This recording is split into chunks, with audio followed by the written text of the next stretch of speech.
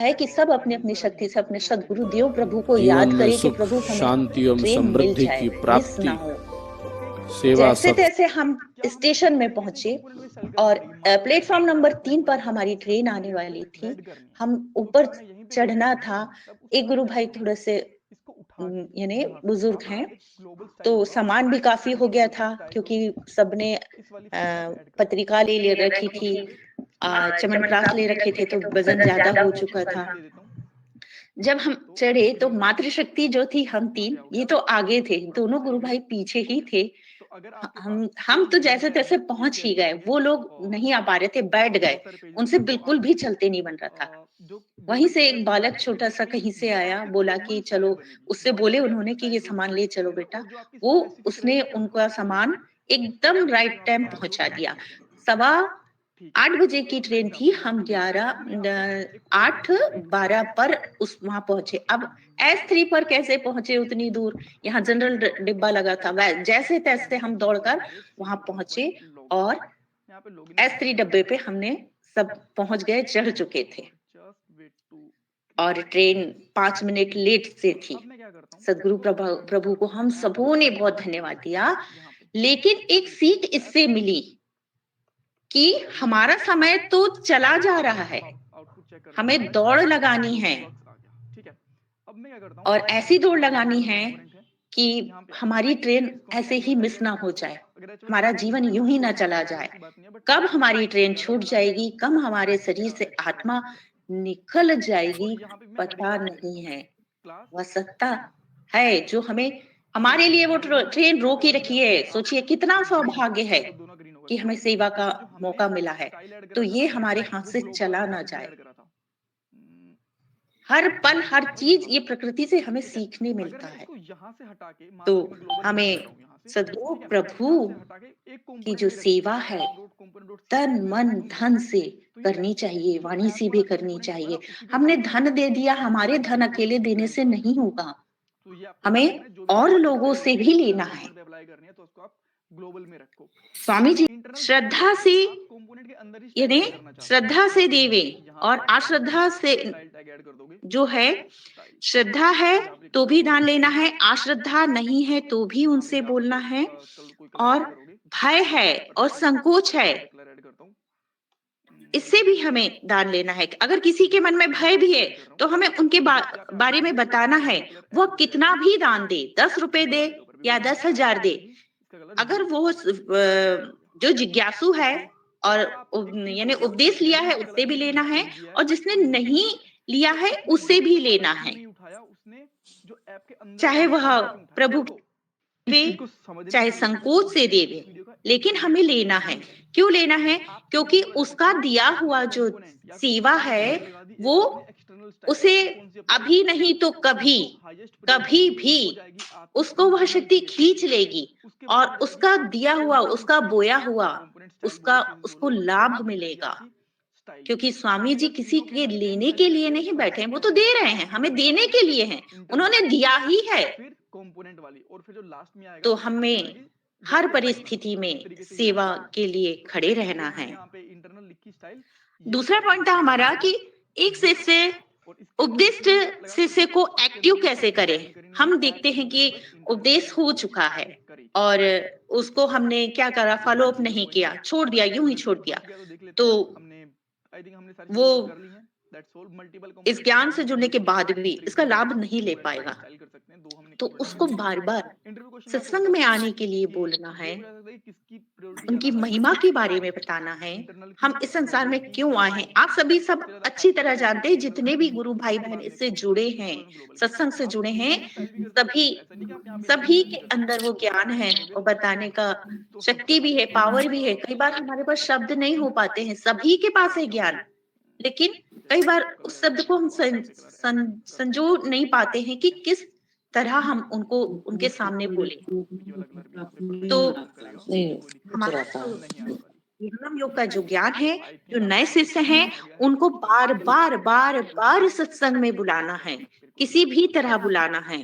वो समय नहीं दे रहे हैं, तो देखिए अगर वो एक बार एक्टिव हो गया ना, तो वो हमारा सहयोगी हो गया, फिर 1 और 1 11 हो जाएँगे। तो बार-बार उनको संशय दूर करना है, जोड़ना है कि ये साधना क्यों ज़रूरी है, सत्संग क्यों ज़रूरी है, सेवा क्यों ज़रूरी है, तीनों प्रकल्प से उनको जोड़ना है, ये आधार है, ये त्रिवेणी है। अब यानी ये पंचदिवसीय शिविर था तो इसके बारे में यानी पूरा विस्तार तो नहीं हो पाएगा, समय का सीमा है। तीसरा है स्वरवेद महाग्रंथ का प्रचार नए और उपदिष्ट लोगों में करना। जो स्वरवेद ग्रंथ है, इसको घर-घर तक पहुँचाना है। आप और मैं सभी जानते हैं।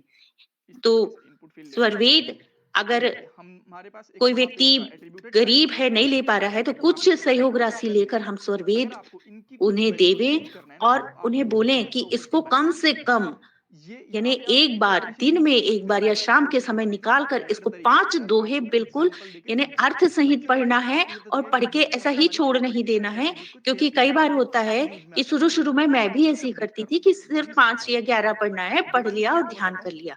नहीं, क्योंकि उस दोहे को जितने बार हम पढ़ते हैं, उसका हमें एक अर्थ अलग समझ में आता है, उसके करीब उस दोहे के उस ऋचाओं के करीब हम बहुत करीब पहुँचते चले जाते हैं। तो उसको समझ के पढ़ना है, उसको सिर्फ फॉर्मेलिटी नहीं निभानी है। नया उपदेश जो दूसरी संस्था से जुड़ा है, उसको हम उपदेश कैसे करें?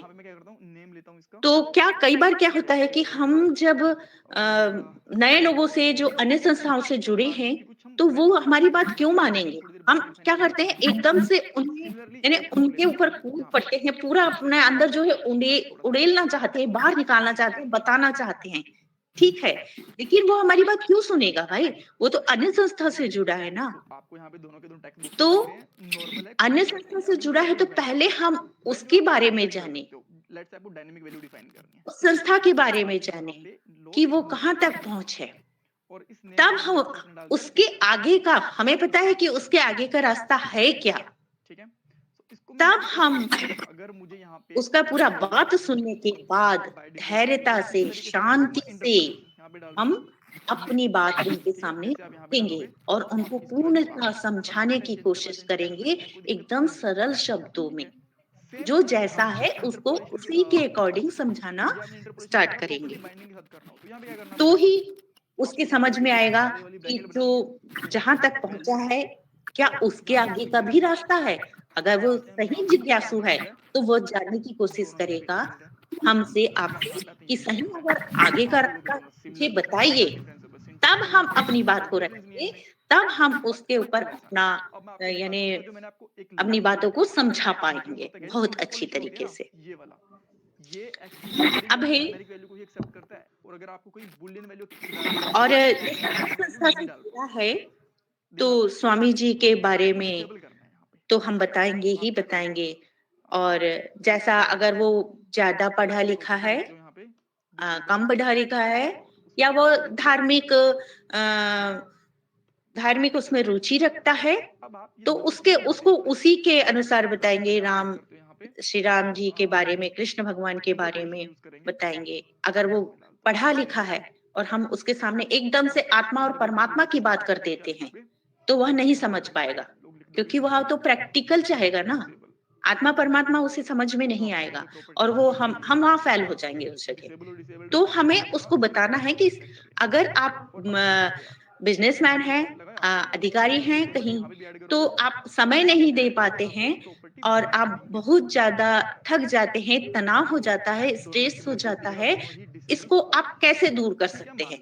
तब वो हमारी बात को सुनेगा, तब हम बताएँगे कि 10 मिनट की साधना है, मेडिटेशन है, इसको करने से मात्र आप 10 मिनट बैठिए और ध्यान लगाइए, चाहे आपके पास समय नहीं है तो रात में सोते समय जब आप जा रहे हैं, तभी आप ध्यान लगा लीजिए, आपको बहुत अच्छी नींद आएगी, आपका तनाव दूर होगा, आपका स्ट्रेस दूर होगा, आपका आत्मबल बढ़ेगा, कॉन्फिडेंस बढ़ेगा, तो वो व्यक्ति जो पढ़ा-लिखा है, वह उस ज्ञान से जुड़ जाएगा।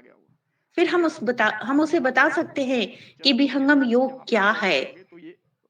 विहंगम योग मना निग्रह से लेकर मोक्ष तक की वो यात्रा है। सैटिस्फैक्टरी हो जाएगा। एक शब्दों में जो पढ़ा इससे क्या लिखा है होगा वो व्यक्ति कि हमारा समझ जो जाएगा, माइंड है आसानी से उसे आ जाएगा। जब वो ध्यान करेगा, जब उसका तनाव दूर होगा, उसको 10 मिनट की साधना में यानी तो जो एकदम हमारा शांत चित्त हमारे लिए उसका मन हो बेनिफिशियल था जाएगा, तब फिर हम उसे आगे इसलिए की प्रॉपर्टी जो बाइंडिंग इसको हमारी प्रॉपर्ली करते प्रोसेस है समय उससे आप जोड़ होगा कि देंगे। जो ए हमारा इस वैल्यू को स्वरवेद से जोड़ेंगे, जो या पत्रिका इंटर से पॉलिसी जोड़ेंगे, कहते हैं, दान उसमें एज अ से स्क्रीन जोड़ेंगे, लॉन्च कर लिया, उसको अन्य यूज से करने जो के लिए। सेवा है, इसीलिए ऐसी सबसे वह प्रॉपर्टीज जुड़ जहाँ पे जाएगा डिसेबल आसानी वगैरह से। करना होता है हमें या फिर कुछ धैर्य रख के अपने कार्य करना क्राइटेरियाज है। चेंज करने होते हैं, आप लोग हमेशा प्रॉपर्टी बाइंडिंग करो। जब और प्रॉपर्टी चेंज करनी है युवा तो अपने आप प्रचारक को की चेंज कर टीम देना है। हम तो हमें ध्यान कैसे रखना एक्टिव आप करना है? हमेशा प्रॉपर्टी क्योंकि बाइंडिंग यूज करो। आगे आने और आप लोग वाले जब जो यूज समय करोगे है, तो कहीं भी फ्यूचर आपका है, प्रोडक्ट आगे उसमें युवा टीम की ही इंटरव्यू क्वेश्चन आवश्यकता है, वही कार्य करेगा। पहली बात तो कि वरिष्ठ आपको जनों का सारे के सारे कोई सहयोग नहीं तो इंटरव्यू रहेगा ही वो उसका, आपसे एग्जांपल लेकिन पूछ सकता है कि उस युवा आप टीम बताओ को प्रॉपर्टी कैसे बाइंडिंग क्या होता है। करें? उनको भी डिसेबल हम पर्सन को बता सिर्फ देना कि साधना बताएँ, इंटर पॉलिसी साधना मीन्स करें। बेसिकली जो 10 आपकी वैल्यूज अगर वो स्प्रिंग पूरा हमारी परिवार बाइंडिंग में काम करता विहंगम है, योग से कोई भी जुड़ा आपकी है, वैल्यूज में तो काम करता वहाँ है तो और युवा टीम को बाइंडिंग निकालना उसी में आसान है। काम करता है। कोई मुश्किल